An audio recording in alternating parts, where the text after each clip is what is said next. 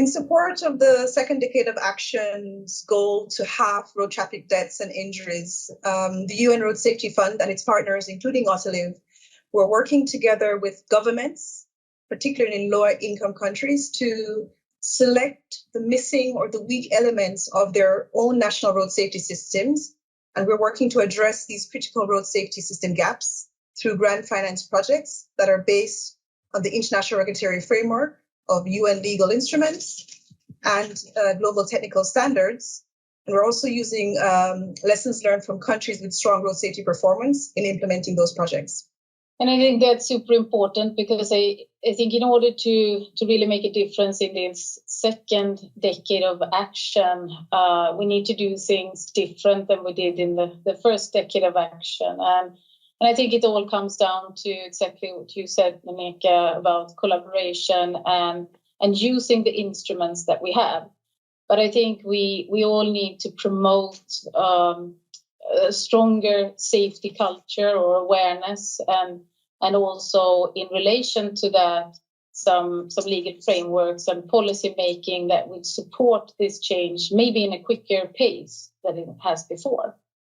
And as part of both the safety culture and the policy making, I also want to just flag for this the safety footprint from a private sector. I think it's a very good initiative that we're starting to look into our own safety footprint and how to take responsibility for the traffic safety in that matter.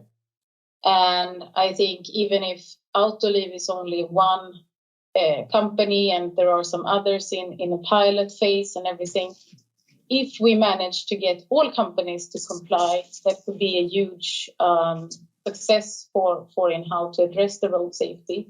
And I also think that is a best practice that could eventually also be supported by or included in the collaboration with the UN Road Safety Fund to go also beyond standards from a vehicle perspective or policy making, also implementing for the value chain and the safety footprint.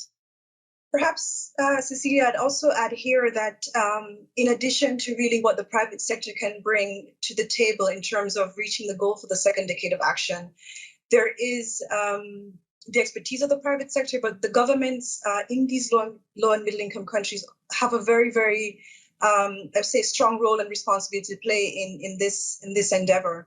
And here we're talking about just looking at some higher income countries which have had some tremendous success on improving their road safety performance.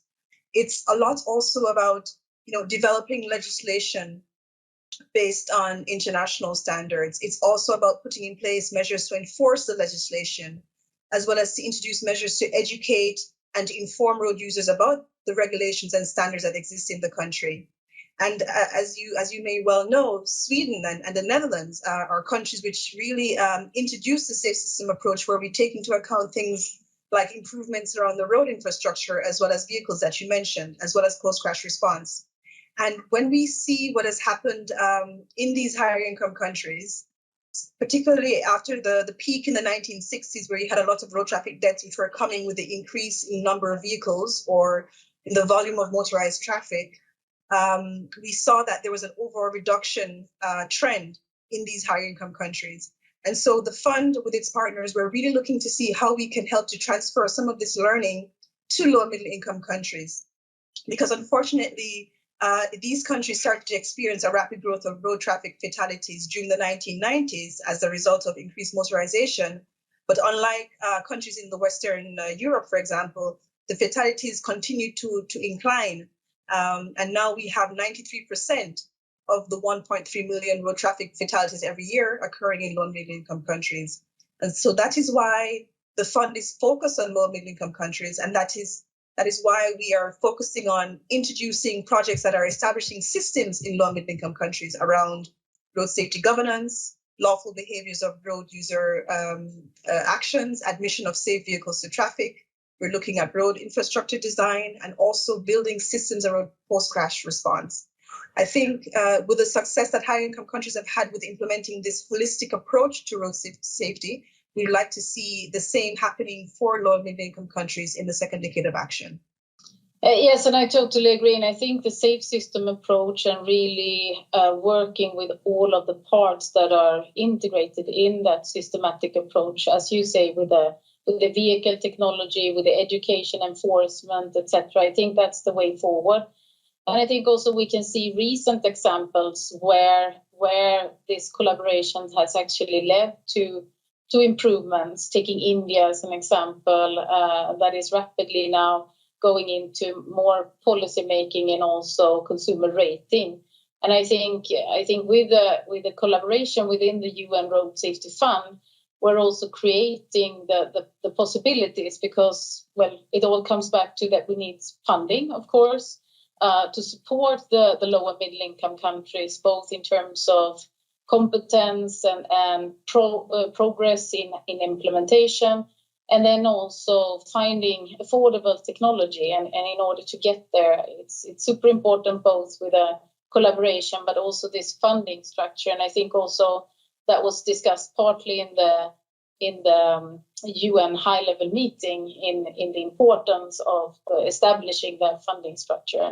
And here UN Road Safety Fund plays a super important role.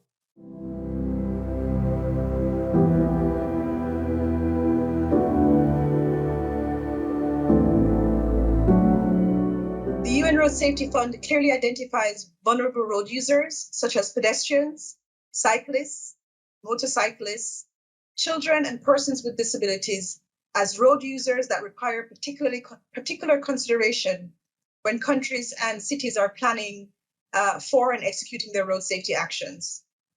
At the fund, through our call for proposals, we incentivize governments and their implementing partners to identify road safety interventions that take safety of vulnerable road users into account. But more importantly, you can see on the ground the focus that we have on the vulnerable road users in action.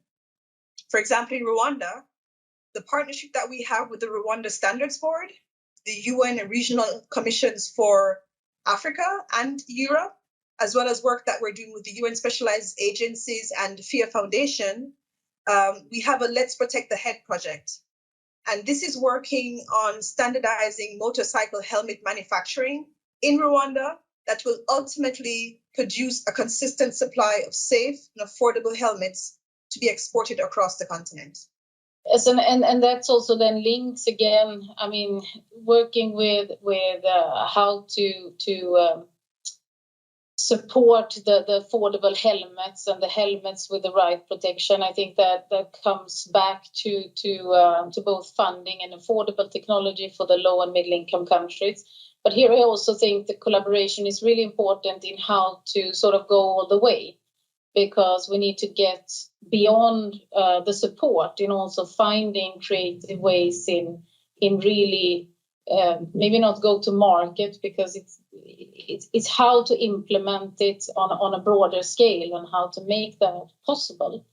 And I think that requires a multi-stakeholder effort, because you need, as I said, in those countries also you need to be creative. Can we work with tax incentives? Can we work with supports? But you really have to make it sustainable and not only shorter support periods. You have to make it sustainable. And I think this is where our collaboration also can be fruitful in going all the way. But one question that I also have to you, Nneka, is that when we start discussing with the other industry partners in the sphere of non-vehicle related transportation, let's take the motorcycles, for instance. It's a very diverse industry in the sense of that the vehicles are very different. It's also very different regarding the usage and manufacturer awareness, potentially, when we talk about the vehicle safety, etc.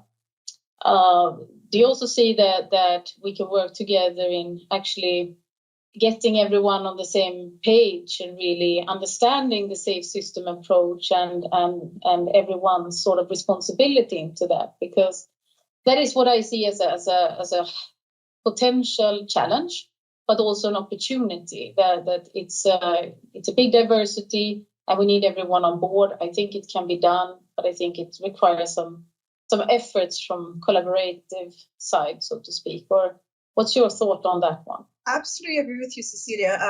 There is a big important job for us all to do in terms of harmonization of standards and use of technology and looking at how things can be cost effective in lower income contexts and so forth. At the UN, there are multiple platforms which is really looking to address this particular issue. The fund itself, in terms of delivering technical assistance, we're very inclusive and embracing the expertise of our different partners, whether they're donors or not, wanting to have really the expertise shared through our various platforms, through our various workshops, even through our projects in terms of in-kind contributions in delivering expertise on the ground.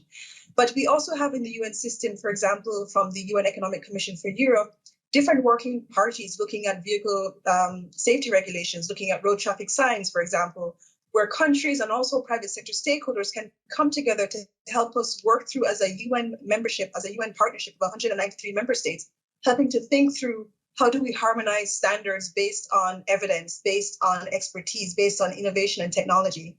And so these are the working parties that exist for decades now. And it's really a concrete way that partners can come together to work on this harmonization agenda. Yeah, and I think that's that the harmonization is another key word in combination with collaboration, because I think that is also how we can gain success. So I'm really looking forward to being more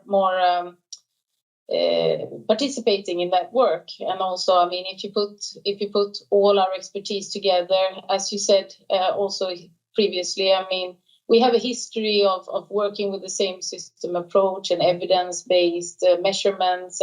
And one thing I also wanted to bring up in this harmonization, I think it's super important with the KPIs. How do you create relevant key performance metrics that especially low and middle income country can hold on to and can evaluate, because that is how we will measure success of the implementation.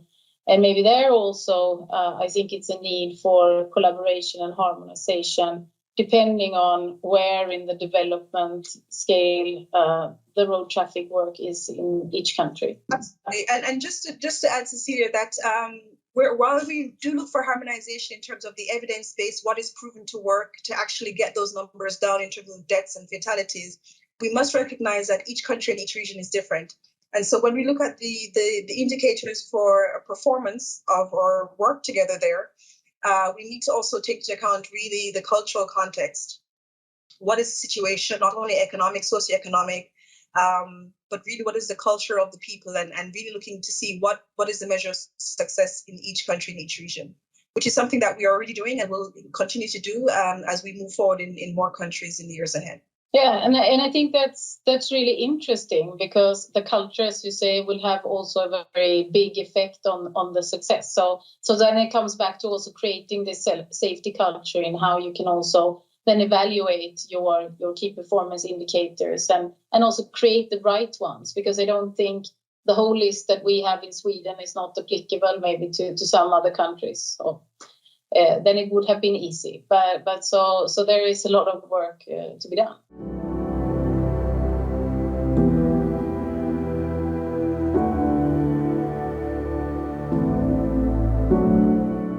Cross-sectoral collaboration is absolutely critical. It's the foundation of the global partnership of the UN Road Safety Fund.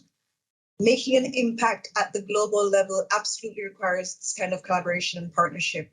And what that really means is pooling of resources, pooling of communications and advocacy resources, pooling of expertise and knowledge, pooling of financial resources to really make that impact at scale.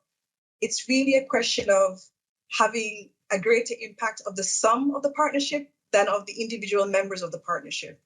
And particularly when it comes to Autoliv, we're really pleased that even though it's one of the newer members of the partnership, Autoliv is very, very active already in terms of already on the financial side, making a substantial and meaningful multi-year contribution to the fund and the work that we're doing in countries. but also, communication and advocacy. We've recently launched through the Special Envoy's Office a global publication called The Road Ahead, where we have thought leaders across different sectors, across different industries, private and public, talking about the importance of road safety performance and also what they will do about it in the decade ahead. And we have Autoliv making a contribution there. And finally, in terms of expertise and knowledge, very pleased to have Autoliv as part of our innovation lab or platform of engagement, where we discuss how road safety projects and how road safety can be a topic that is having a greater impact in low and middle income countries through looking at different SDG priorities in connection with road safety. So very pleased with that collaboration, even though it's only a few months old. Collaboration is absolutely key in order to reach the target that we have set out as a world, or the UN Sustainable Development Goals, and really making an effort in reaching the target. I think collaboration is absolutely necessary. And for many years, we have done a lot of research, and we have a lot of knowledge within Autoliv that I think can both gain the UN Road Safety Fund, but even more important, that we get also a platform where we can both maybe not get criticized, but we can validate our findings, and we can also discuss with others to build on our findings in collaboration with others. So it's one part is actually to enrich the research in order to get to the evidence-based forms that we absolutely need in order to measure the success. As a researcher, I'm very focused on the success and the results, as we all are. But I think that is very important that we alone, regardless of how fantastic the research is or how fantastic our technology development is, we cannot succeed. We need others. We need to collaborate in both of these different spheres. And as we say also, Nneka, the advocacy and the policy making and almost the teaching or the preaching, it's much easier to do together. And I also have another question for you, because we have seen the tremendous increase in efforts when it comes to the climate task, and right now also in the UN high-level meeting, I know that Folksam talked about how to treat road safety in the same way, and there are discussions about road safety bonds similar to the green bonds. So I think another part of this collaboration is really to put the same effort on the road safety issue as the climate issue, because it is a public health issue, and it's something that is really affecting the younger generation, and hence we need to have this collectively global responsibility for road safety, because leaving it to the individual countries will not make the fast change that we need. I absolutely agree with you, Cecilia, and I think there are lots of parallels that can be drawn between the climate agenda and the road safety agenda. In fact, in many instances, it's two sides of the same coin.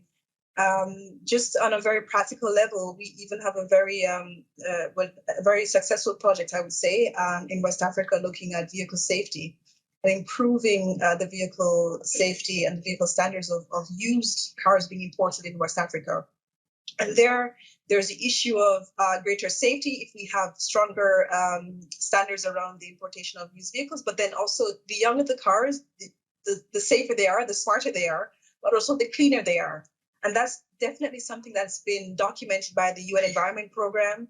It's something that we're articulating and advocating on with support from Fear Foundation about how we can see the linkages between, cleaner mobility and also safer mobility.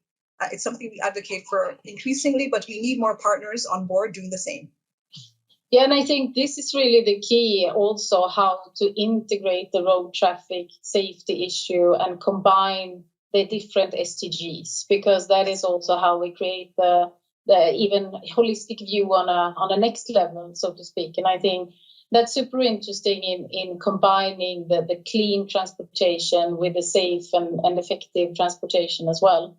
So I'm keen to learn more about the West Africa project, because yes, we had some discussions as well with politicians in African countries asking how can we manage the import of used cars in order to elevate both the safety and the climate. So super interesting.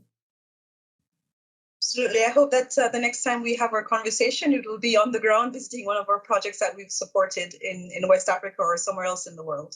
Yeah, that would be really interesting, because also to understand how we can support also perhaps from a technical point of view, because we're really thinking about elevating how can we use our core technology, for instance, in the newer mobility aspects like the motorcycles or pedestrians or bicyclists. And I think there are some things that we could pilot together in order to make sure that we can prove that things are possible.